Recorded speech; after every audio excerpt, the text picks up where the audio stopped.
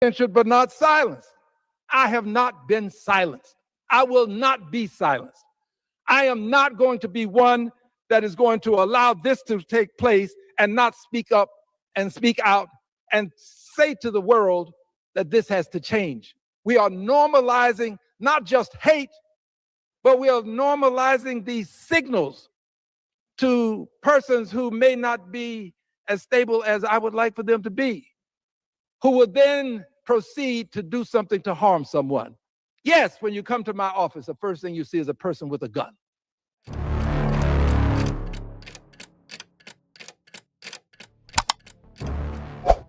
Selon les informations disponibles dans les registres publics, les déclarations officielles et la couverture institutionnelle récente, le débat politique aux États-Unis s'est à nouveau intensifié autour de deux mouvements parallèles qui ont fini par se rejoindre dans l'espace public. D'une part, des divergences ouvertes sont apparues entre le président et l'un de ses principaux donateurs de campagne. Une relation qui avait auparavant été décrite comme étroite et marquée par un accès fréquent au cercle décisionnel du gouvernement fédéral.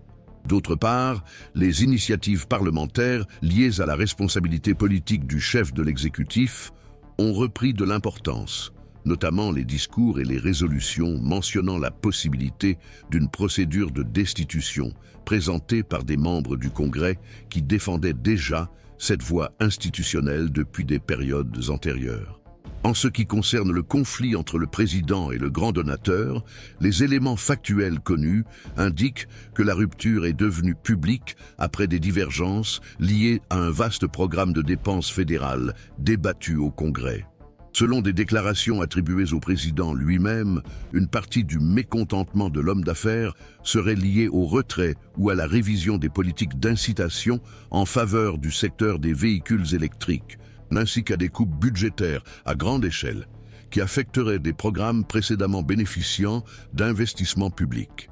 Ces déclarations ont été faites lors d'entretiens et de déclarations publiques et ont été reprises dans les actualités politiques et économiques. Les analystes observent que, bien que le président ait présenté le conflit comme un désaccord sur la politique publique, la relation entre les grands bailleurs de fonds des campagnes électorales et les gouvernements aux États-Unis implique souvent des attentes informelles en matière d'influence, d'accès et d'alignement stratégique, qui ne sont pas toujours explicitées en termes institutionnels formels. La législation électorale américaine fixe des limites aux dons et des règles de transparence, mais n'élimine pas complètement l'influence politique indirecte exercée par les grands bailleurs de fonds, en particulier lorsque ceux-ci possèdent des entreprises ayant des intérêts réglementaires importants. Dans ce contexte, la rupture publique entre le président et un donateur très en vue a relancé les anciennes discussions sur les limites éthiques et institutionnelles de la relation entre le pouvoir économique et le pouvoir politique. Les observateurs soulignent que bien que les conflits de cette nature ne soient pas inédits, ils ont tendance à avoir un plus grand retentissement lorsqu'ils impliquent des personnalités de renommée nationale et lorsqu'ils surviennent dans des moments de tension législative. Parallèlement à ce conflit, des mouvements importants au sein du Congrès ont remis la question de la destitution au centre du débat public. Les registres officiels de la Chambre des représentants indiquent que le député Al Green, représentant du Texas, a utilisé la tribune pour défendre l'ouverture d'une procédure de responsabilité politique contre le président. Green a déjà pris des initiatives similaires par le passé, ayant présenté des articles de destitution dès le premier mandat présidentiel, à une époque où le sujet était traité avec prudence par la plupart des dirigeants démocrates. Ces récentes déclarations ont été faites lors de sessions ordinaires de la Chambre et ont été accompagnées de la présentation de résolutions formelles qui ont ensuite été soumises à des votes de procédure. D'un point de vue institutionnel, il est important de préciser que les discours en séance plénière et la présentation de résolutions individuelles ne déclenchent pas automatiquement une procédure de destitution. Le mécanisme constitutionnel prévoit que la Chambre des représentants doit approuver, à la majorité simple, des articles de destitution spécifiques pour que la procédure puisse suivre son cours. Ce n'est qu'après cette étape que l'affaire peut être renvoyée au Sénat, chargé du jugement et d'une éventuelle condamnation. À l'heure actuelle, selon les registres publics, les initiatives associées aux propositions récentes ont été classées sans suite par le biais de motions réglementaires, un instrument largement utilisé pour interrompre l'examen de mesures jugées politiquement inopportunes par la majorité. Néanmoins, les données officielles des votes révèlent qu'un nombre important de parlementaires démocrates se sont opposés au classement de ces propositions, choisissant de les laisser au moins passer au stade du débat. Cet aspect a été souligné par les analystes politiques comme un signe de changement partiel dans le comportement interne du parti, bien qu'il n'y ait pas de consensus sur la portée de ce signal. Certains observateurs interprètent cet épisode comme une stratégie d'enregistrement politique, dans laquelle les parlementaires cherchent à clarifier leur position institutionnelle, même sans espoir immédiat de succès procédural. Ce mouvement s'inscrit dans un contexte de forte polarisation entre l'exécutif et le législatif, dans lequel les instruments prévus par la Constitution sont utilisés non seulement dans le but d'obtenir des résultats, mais aussi comme moyen de marquer des positions politiques et de construire des récits institutionnels à long terme.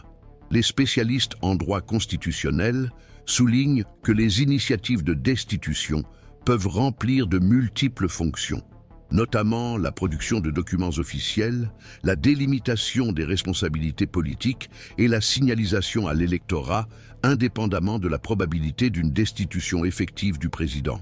En outre, le débat actuel s'inscrit dans un contexte plus large de remise en question de l'étendue des pouvoirs présidentiels, en particulier dans des domaines sensibles tels que la politique étrangère, l'usage de la force militaire et les relations avec les organes de contrôle.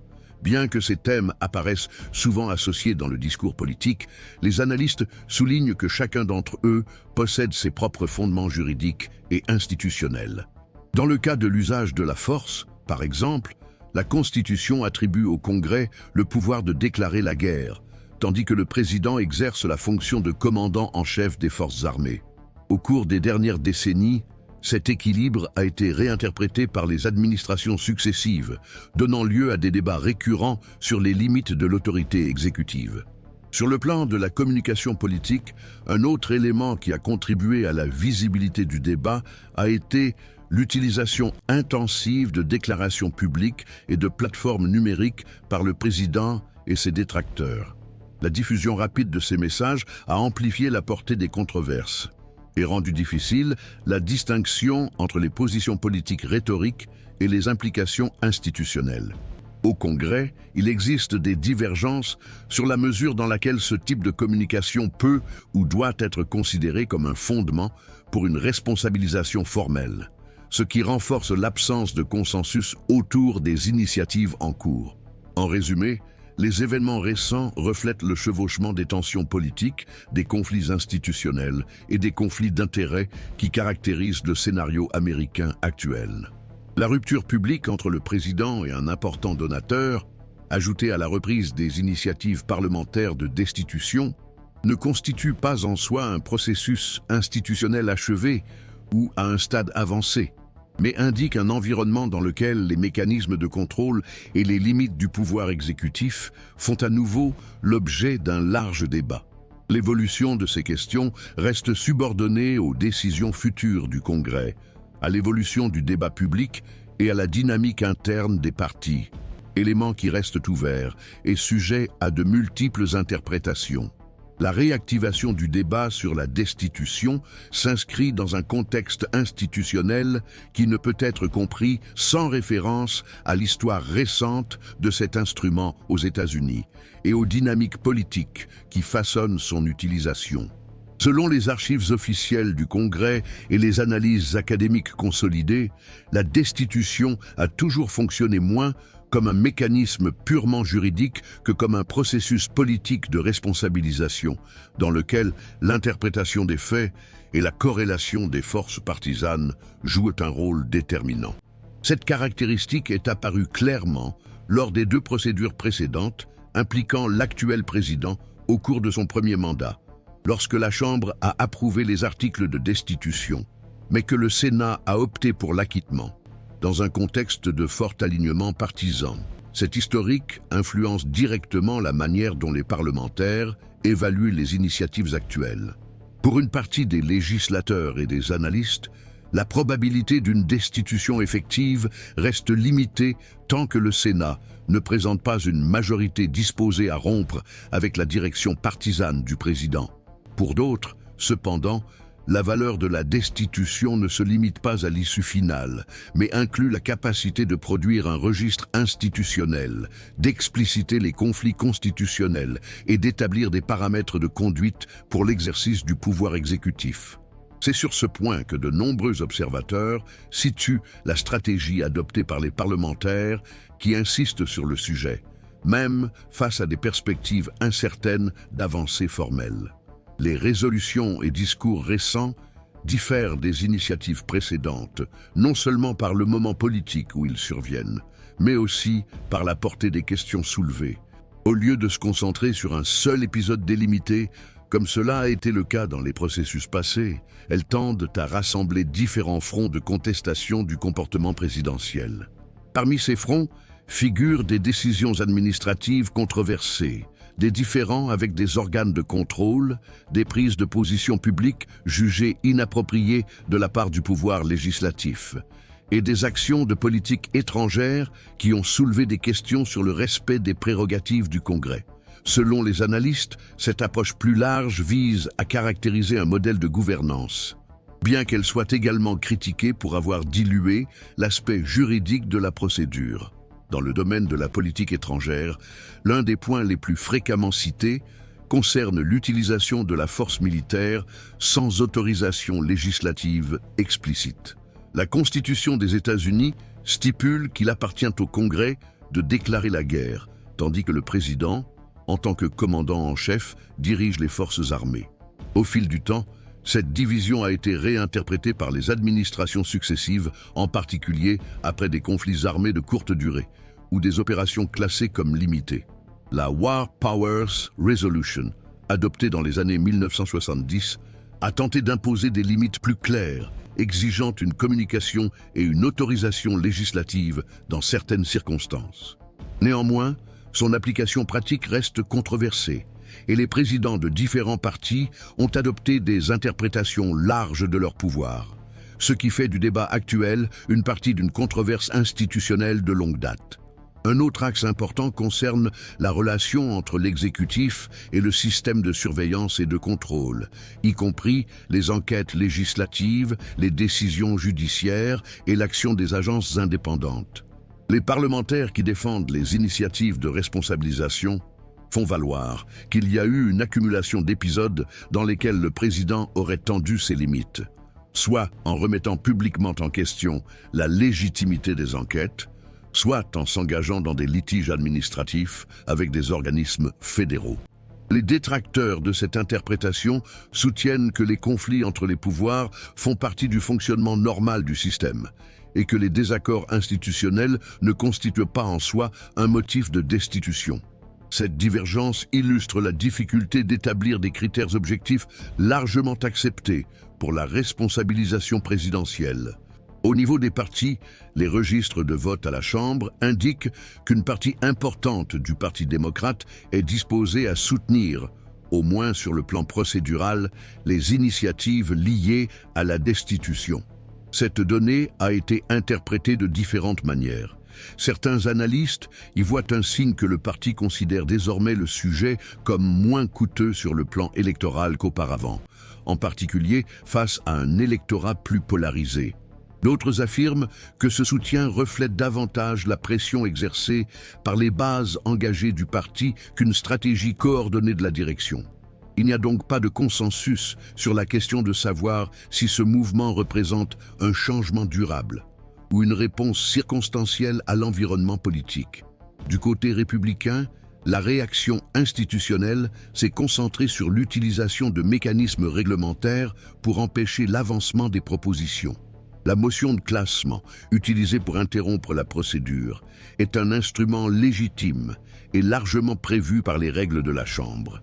Les défenseurs de cette stratégie affirment qu'elle évite Une You don't politisation hand excessive de la matches procédure de to an arsonist, and you don't give power to an angry left-wing. En revanche, soutiennent que l'utilisation récurrente de ces mécanismes empêche le débat sur le fond et réduit la transparence du processus législatif. Cette tension entre efficacité procédurale et délibération substantielle est un thème récurrent dans la littérature sur le Congrès. Ces débats institutionnels se déroulent parallèlement à des tensions plus larges au sein du système politique, notamment des questions sur le financement des campagnes électorales, l'influence des grands donateurs et les éventuels remaniements au sein du spectre politique.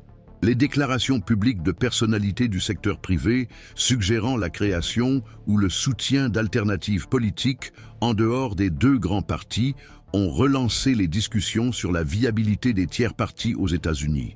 Les analystes rappellent que le système électoral majoritaire et la conception des règles de financement créent des obstacles importants pour les nouveaux partis, ce qui a historiquement limité leur impact national. Néanmoins, la récurrence de ces discussions est considérée comme un signe d'insatisfaction à l'égard du statu quo politique.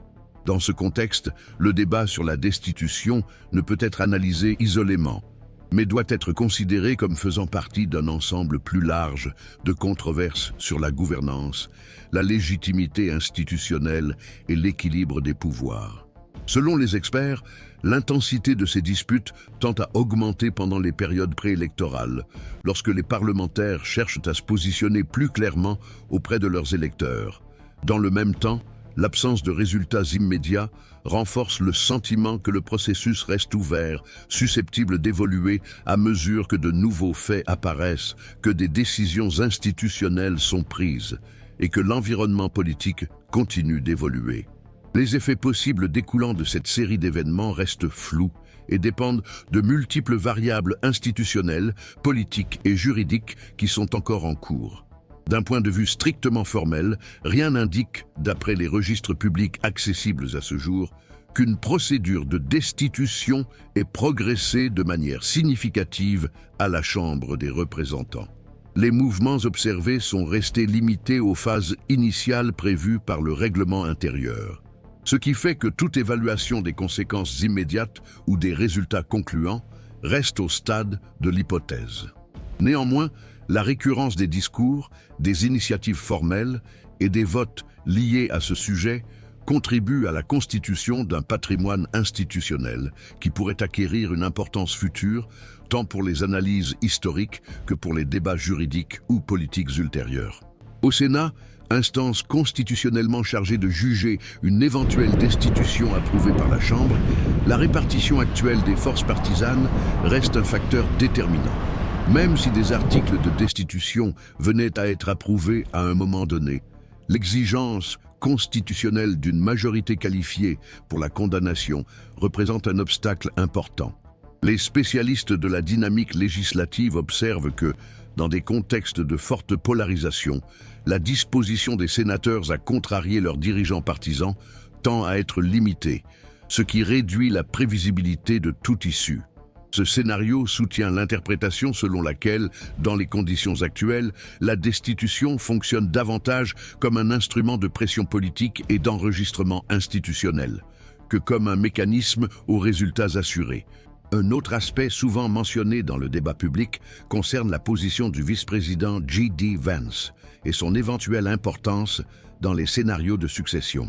D'un point de vue constitutionnel, le remplacement du président ne se produirait que dans des circonstances spécifiques, telles que la démission, la destitution après condamnation par le Sénat ou l'incapacité formellement reconnue, conformément aux procédures prévues par la Constitution et le 25e amendement. Sur la base des informations officielles disponibles, aucune procédure en cours ne laisse présager l'activation d'un tel type de transition. Ainsi, les références à ce scénario doivent être comprises comme des spéculations politiques, courantes en période d'instabilité institutionnelle, et non comme le reflet de mécanismes formels effectivement mis en œuvre. Le débat en cours suscite également des réflexions plus larges sur les effets cumulatifs des initiatives fréquentes de responsabilisation sur la perception publique des institutions. Pour les défenseurs de ces initiatives, l'insistance sur ce thème renforce l'idée que le président reste soumis à un contrôle continu et que la séparation des pouvoirs continue de fonctionner. Pour les détracteurs, il existe un risque d'usure de l'instrument, ce qui pourrait affaiblir sa légitimité et réduire son efficacité dans des situations futures exigeant une plus grande convergence politique. Cette tension entre l'utilisation récurrente et la préservation du poids institutionnel de la destitution est récurrente tant dans la littérature académique que dans le débat politique aux États-Unis. Dans le domaine des relations entre le pouvoir économique et le pouvoir politique, la distanciation publique entre le président et un important bailleur de fonds de campagne a relancé les discussions sur le financement électoral et l'accès aux structures gouvernementales. Bien que le cadre juridique fixe des limites claires aux dons et impose des exigences de transparence, les chercheurs soulignent que l'influence indirecte des grands bailleurs de fonds reste une caractéristique structurelle du système politique. L'épisode récent illustre comment ces relations peuvent devenir des sources d'instabilité lorsque les attentes d'alignement ou d'influence ne sont pas satisfaites, même en l'absence d'indices formels d'illégalité. Dans ce contexte, le débat se concentre moins sur d'éventuelles infractions spécifiques que sur la nature des interactions entre les acteurs privés détenant un grand pouvoir économique et les autorités publiques. Du point de vue du fonctionnement du Congrès, les événements récents mettent également en évidence l'importance des instruments réglementaires dans la gestion des conflits politiques. Le recours à des motions pour classer, reporter ou suspendre des propositions fait partie du fonctionnement normal du processus législatif et reflète la capacité de la majorité à contrôler l'ordre du jour. Dans le même temps, les détracteurs font valoir que l'utilisation répétée de ces mécanismes peut restreindre le débat de fond et réduire la visibilité des divergences institutionnelles. Cette tension entre le contrôle de l'ordre du jour et la délibération ouverte constitue un élément structurel du pouvoir législatif et tend à s'intensifier en période de confrontation politique plus marquée. Il existe également des répercussions possibles dans le domaine électoral, bien que leurs contours restent indéfinis. Des recherches en sciences politiques indiquent que l'impact des débats sur la destitution sur le comportement de l'électorat varie en fonction de facteurs tels que les performances économiques, la confiance dans les institutions et la perception de la légitimité des accusations. Dans certains contextes, ce type de discussion mobilise les électeurs déjà engagés, tandis que dans d'autres, il peut générer de la lassitude ou de l'indifférence. À l'heure actuelle, il n'existe pas de données concluantes permettant d'affirmer de quelle manière les initiatives récentes influenceront les futures élections, ce qui renforce la nécessité d'interpréter avec prudence leurs effets potentiels. Dans une perspective plus large, le tableau observé reflète un système politique soumis à des pressions simultanées sur plusieurs fronts. Les controverses liées à l'autorité présidentielle, au contrôle législatif, au financement des campagnes électorales et à la communication politique s'entremêlent, créant un environnement dans lequel les conflits institutionnels deviennent plus fréquents et plus visibles. Les analystes soulignent que la capacité des institutions à absorber ces tensions sans rupture formelle représente un test constant pour les démocraties consolidées. Aux États-Unis, ce test s'inscrit dans un cadre constitutionnel solide, bien que sujet à des interprétations divergentes et à d'intenses disputes politiques. Ainsi, ce que l'on observe jusqu'à présent n'est pas la consolidation d'une voie institutionnelle unique, mais la coexistence de multiples débats en cours, chacun avec sa propre logique et ses implications possibles. La destitution reste une possibilité formelle, mais sans garantie concrète d'aboutir. Les tensions entre l'exécutif et les acteurs économiques importants mettent en évidence des faiblesses et des luttes d'influence, mais ne constituent pas en soi des transformations structurelles définitives. L'évolution de ces questions dépendra des décisions futures du Congrès, de l'émergence éventuelle de nouveaux faits susceptibles de modifier la situation actuelle, et de la manière dont le débat public continuera à s'organiser autour de ces questions, laissant ouvertes différentes interprétations et différents scénarios possibles.